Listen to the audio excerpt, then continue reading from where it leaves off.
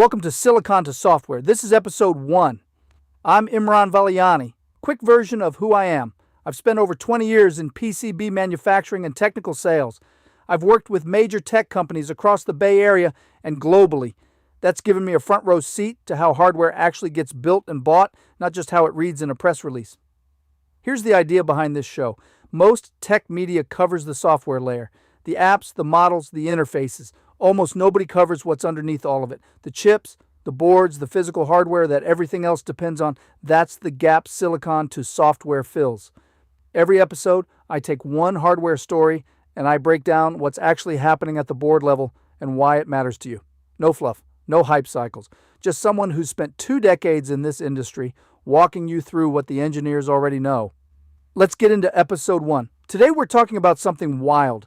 Researchers keep hacking Teslas on purpose, in public, and they keep winning. Let me set the scene. March 2024, Vancouver. A hacking contest called Pwn2Own.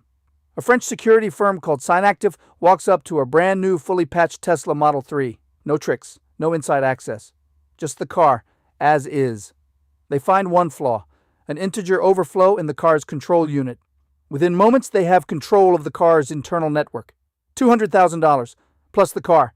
They keep whatever they hack. Here's the part that should grab you. This isn't the first time. Synactive has done this multiple years running. Different weak point every time. Same result, full control. And this is not really a Tesla story. Tesla just gets tested the most because it's the most connected car out there. Whatever these researchers find inside a Tesla exists, in some form, in nearly every modern EV on the road. So let's get specific. One of the wildest exploits they found came through the tire pressure sensors. Yes, the tire sensors. A flaw there let them reach a chip called the VCSEC. That chip controls your door locks, your immobilizer, vehicle startup. It talks straight to the car's internal network. The bug happened because of a memory setup that was both writable and executable at the same time.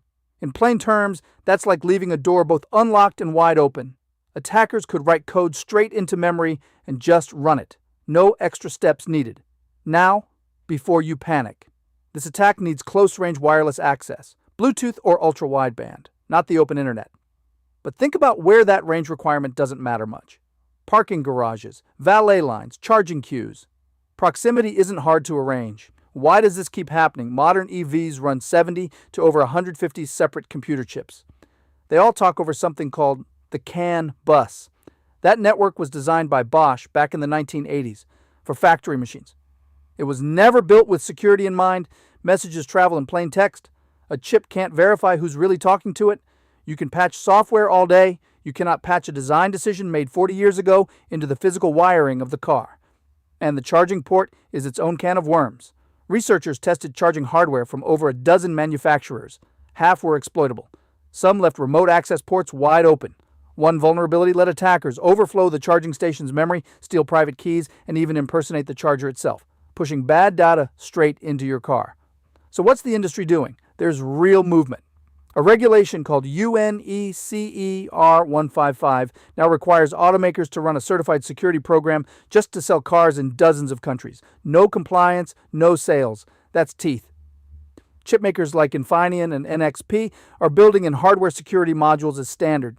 And the industry is shifting towards zonal architecture, consolidating over 100 scattered chips into 20 or 30 smarter, better protected hubs. Here's where I land on this after 2 decades in PCB manufacturing. Hardware decisions made early in a design cycle are the hardest to undo. The CAN bus wasn't a mistake born of laziness. Nobody in 1986 imagined it would sit at the core of an $80,000 connected car.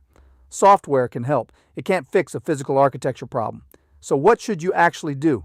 Keep your car's firmware updated. Don't defer those over-the-air patches. Be picky about where you charge. Treat your infotainment Wi-Fi like any other internet device. And ask your automaker how they actually authenticate their software updates. Your car's battery is engineered to survive a crash. The hardware talking to your brakes deserves that same level of care. That's episode 1 in the books. For the full written breakdown, sourcing, and the technical deep dive, head to silicontosoftware.com. New episodes coming soon. Until next time.